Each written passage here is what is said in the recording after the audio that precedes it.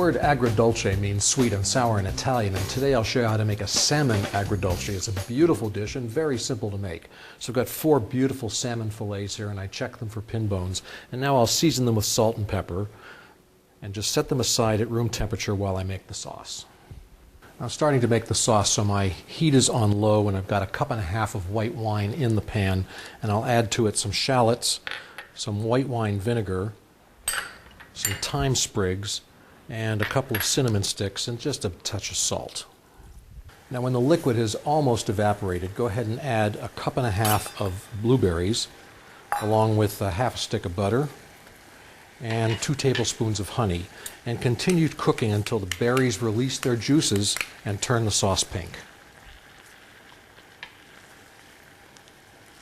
Okay, I've got my oven preheated to 400 degrees, and now I'll spoon that sauce over the salmon and cook it for about 10 minutes. That's medium rare. That's how I like my salmon. You can go longer if you like.